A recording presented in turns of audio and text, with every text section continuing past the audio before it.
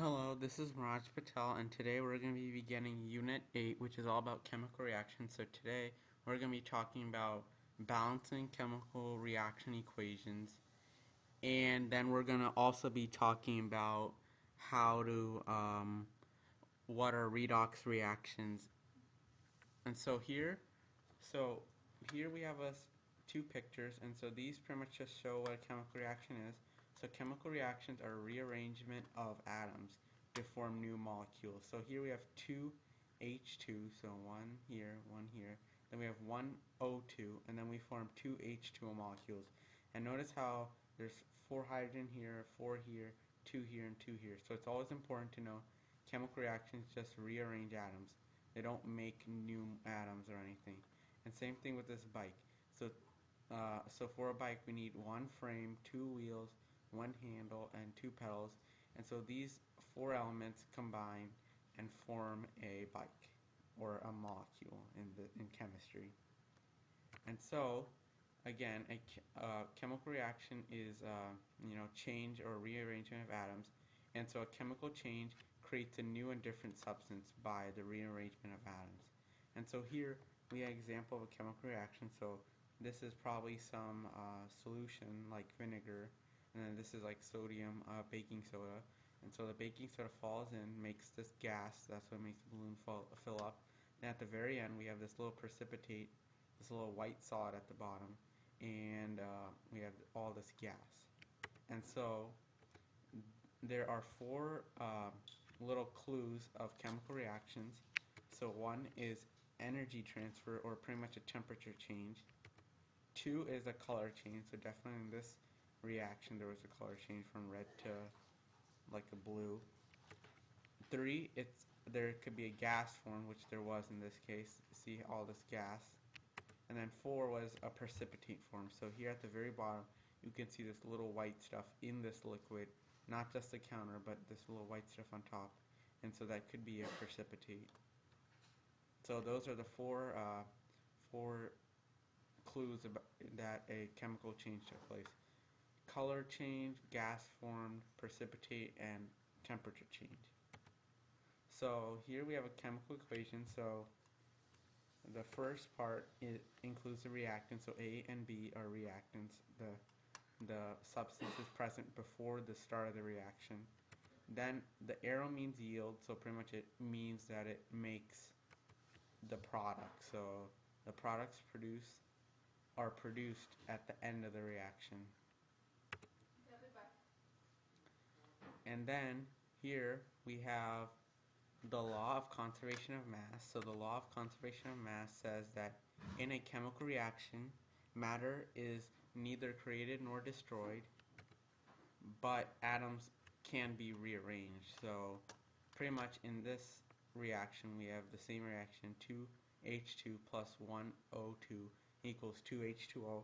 And so notice how there's 4 hydrogen here, 4 hydrogen here, 2 oxygen here, 2 oxygen here. So this reaction follows this law, and so all reactions do. And so because there's the same number of atoms on both sides, nothing's created or nor destroyed, so this totally follows this rule.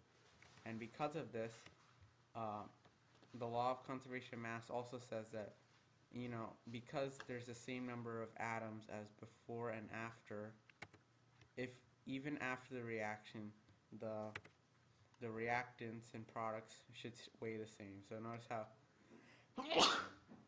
the reactants here, which haven't reacted, and the products here, you can see this color change, so it's definitely a reaction. And they both weigh the same because all the containants are contained. And so pretty much mass of reactants equals mass of products. And so here we're going to talk about balancing equations. So here we have an equation, and pretty much balancing equations, because the law of conservation of mass says that there's the same number of atoms before and after the yield, that means that there has to be the same number of nitrogens as here, same number of hydrogens as here, and same number of oxygens. And this happens in every single equation. The reactants have to equal the products. So here we're going to balance this equation. So we have 2 nitrogen on this side, 2 nitrogen here, 4 hydrogen, 2 hydrogen only, so that's not balanced. and then we have 2 oxygen, 1 oxygen.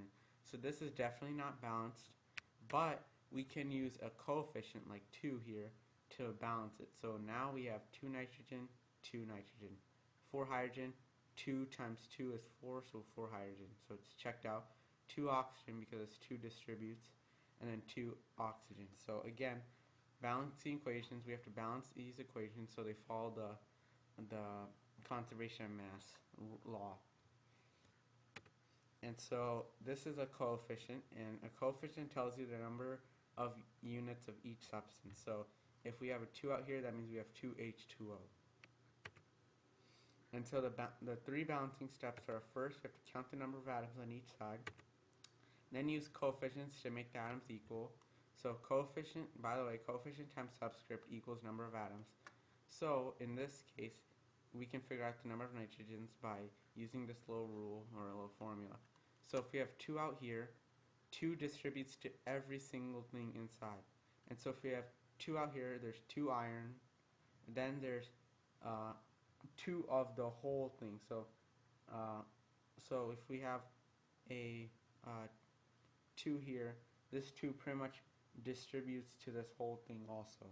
So we have, technically, if we just had that 2 outside, we would have, just imagine this 2 isn't here, so we would have 2 iron and then 2 nitrogen and then 6 oxygen, because 2 times 3 is 6. And then if we, so pretty much just, if there's a 2 out here, imagine that it's also distributed even within the parentheses. And so you just multiply by the subscripts. And then we double check the atoms are balanced. So at the very end we have to make sure that all the elements are balanced. And so here we're going to do a problem. So if we have aluminum and copper chloride right here form copper and aluminum chloride, we have to balance this equation. So first we have to count the number of atoms on all sides. So we have 1 aluminum there and 1 aluminum there, 1 copper here, 1 copper here, 2 chlorine here, 3 on this side. So now we have to start balancing. So obviously chlorine is not balanced, so we can put, so 2 and 3 both go into 6. So 2 times what equals 6, which is 3. And that's how we get this 3. And then 3 times 2, that's how we got this, equals 6. So there's now 6 chlorine and 6 chlorine on both sides. But that also changed some other elements' number. So now that there's a 2 here, there's 2 aluminum, and then now that there's a 3 here, there's 3 copper. So we have to also alter these two. So if you have 2 aluminum, we have to put a 2 here. So aluminum, there's also 2 here. So we put a 2, and then aluminum's checked out. And then we have 3 copper on this side, so we have to put a 3 here. And that's how we balance it. And so, yay, we just did a problem. And so now we're going to have some more practice with this when we take our quiz. And so here, before we begin our quiz, here's some symbols we're going to use in this unit. And so pretty much this arrow means yields, and its main goal or main function is to separate the reactants from products. So whatever's on the left is the reactants, whatever's on the right is the products. And then we have these symbols here. S just means it's solid, or it's a solid. And then L just means it's a liquid. G means gas.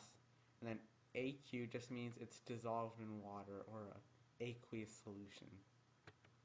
And so here's a quick quiz, just like I promised. So which of the following is a chemical reaction? A, the melting of lead. B, the dissolving sugar in water. C, rusting of iron. Or D, crushing of stone. So if you remember, chemical reactions are reactions that rearrange the atoms and create a new substance. Or should I say, like, transform atoms to make a new substance. And so which of these would be example of changing from one substance to another? So melting of lead is definitely not, because if we just think about melting ice. So if we melt ice, we still have water. So melting of lead is no different. If we have a solid lead block and we melt it, it's just still lead, but it's just liquid. And if we dissolve sugar in water, there's still sugar in the water. We just have to evaporate the water. So technically dissolving is not a chemical reaction, because you can always boil the water out until all the sugar is left. And then crushing of stone is just like melting. Pretty much, we just took a big component or solid and just changed its form. So if we crush a rock, all the pebbles are still rocks, but they're just smaller pieces. So the only one that changes the chemical is rusting, because rusting is actually iron oxide, not just iron, because it's a totally new substance when iron reacts with oxygen. So question 2, which of the following is not a possible clue that a chemical change is taking place? And so, if we go back to our slide, all the clues, we have 4 clues. And so first is energy transfer, so pretty much if it changes temperature or if it changes color is number 2. Number 3 is if there's a gas formed, and then number 4 is a solid formed or precipitate. And so going back to the question,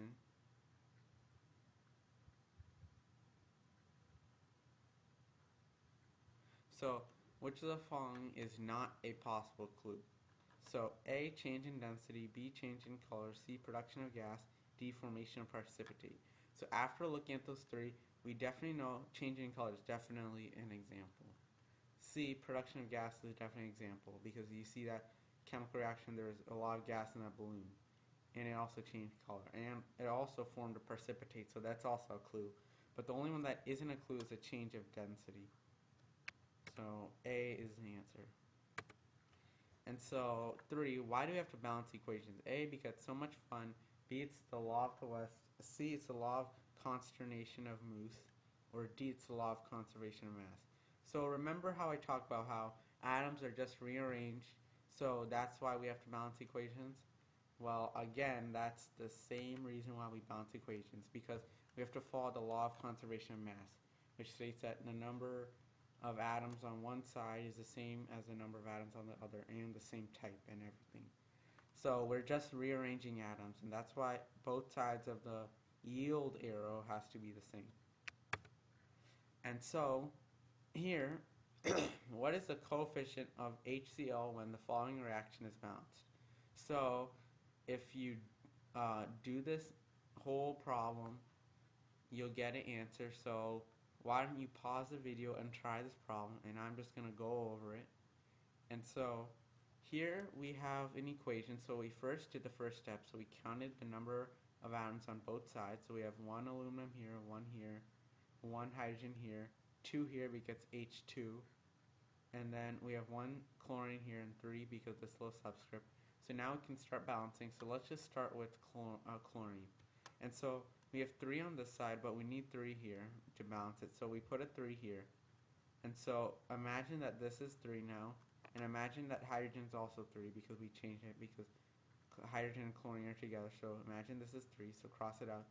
But now hydrogen is not balanced. So 2 and 3 both go into 6. So we have to multiply 3, an imaginary 3 here, times 2. So this will be 6 because we wanted 6 hydrogen on one side. And then H2, we have to multiply by 3. So 2 times 3 is 6. So we put a 3 here. And so once we have a 3 here, this is 6. We have a 6 here. There's 6 chlorine. So now that there's 6 chlorine here, we have to multiply 3 times 2 to get 6. So we put a 2 here. And so we have 2 aluminum, but now aluminum is not balanced because there's 2 on this side but 1 on this side. So we put a 2. So the end result will be that HCl will have a coefficient of 6, and this is the final equation. So we have, and just double check, we have 2 aluminum here, 2 here, 6 chlorine because 2 times 3 is 6, 6 chlorine here, and 6 hydrogen, and 3 times 2 is 6. So this is a balanced equation. And so the coefficient for HCl right here is 6. And so that brings us now to redox reactions. And redox reactions are oxidation reduction reactions. So that's how they get the name, because reduc is red in this, and then ox is for oxidation, so reduction and oxidation. And so pretty much Reduction and oxidation has to do all with electrons. So if a substance is oxidized, it loses electrons, while reduction is the gaining of electrons. And so here's a cool mnemonic. Leo says grrr. So just remember this. So lose electrons oxidation, gain electrons reduction. So lose electrons oxidation, gain electrons reduction. And so if you recall that rusting is a chemical reaction, so this is a good example of a redox reaction because there's a transfer of electrons. And then here we're going to do another reaction. We're going to look at magnesium and sulfur reacting to form magnesium sulfide. And just as a reminder, what type of bonding would magnesium sulfide be? This would be an example of an ionic bond because it's a metal and non-metal. So just a brief refresher of ionic bonding. And so here we have the diagram of the Lewis dot structures for the reaction. So magnesium has 2 valence electrons. Sulfur has 6. So 1, 2, 3, 4, 5, 6. So these two go with the sulfur and form an octet. And so because magnesium loses its electrons to the nonmetal, magnesium becomes positive, while sulfur becomes negative. So magnesium in this case loses electrons, so remember Leo says grr, lose electrons oxidation, so magnesium definitely was oxidized, and then gain electrons, grr, is reduction. So sulfur gained 2 electrons from the magnesium, and so that is how you figure out. And so a good way to also figure out is just looking at the charge. So notice how magnesium has a 0 charge here. So all elements, when they're by themselves, they have a 0 charge. But when they form ionic compounds like this, the nonmetals usually gain electrons, and then metals lose electrons. So if you lose something negative, you become positive. So magnesium becomes more positive, which is oxidized, and then sulfur becomes reduced because they got the -2 charge from those 2 electrons.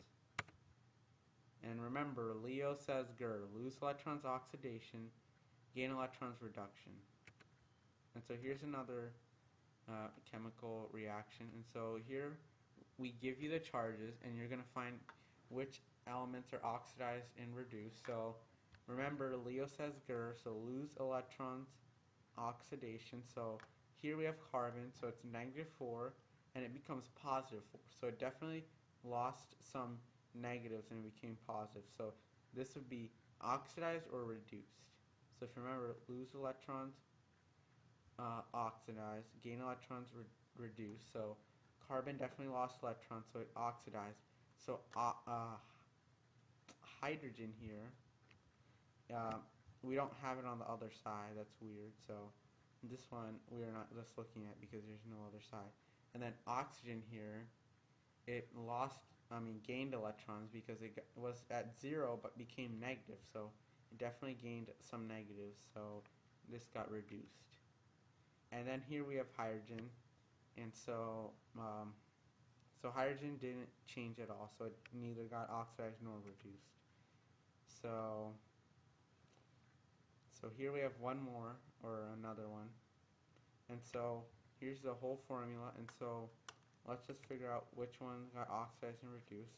So we have sodium here and sodium here, and they both have a charge of 1+, so nothing happened. Fluorine here is -1. Fluorine here is also -1, so nothing happened.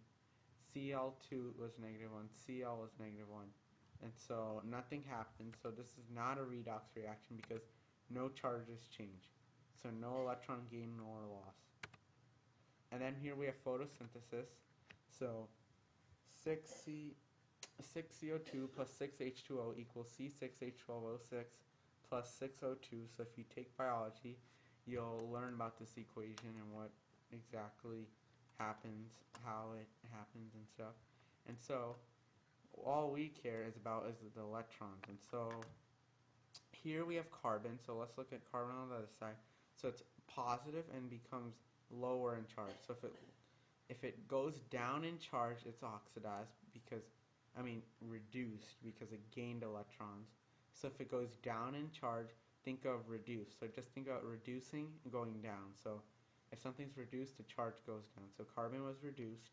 Oxygen here was -2, -2, so it stayed the same. Hydrogen here was +1, +1, and actually oxygen here, sorry I didn't see this, but it has a 0, so -2 to 0. So this was oxidized because it lost some electrons and became more positive.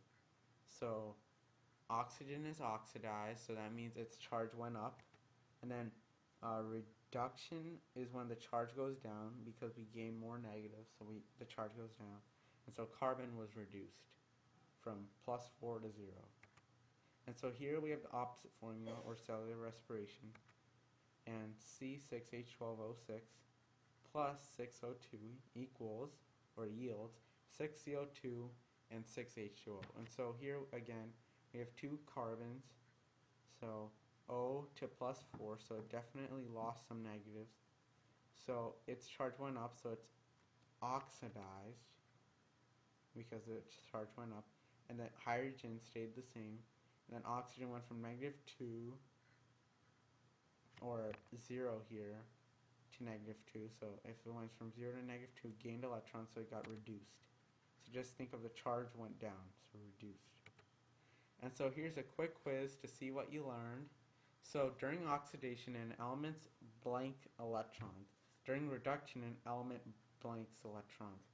So if you remember our mnemonic, Leo says Gur, lose electrons, oxidize, gain electrons, reduced. So oxidation, an element loses electrons, so the first blank has to be loses, and so there's only one that says it loses electrons, so the answer is B.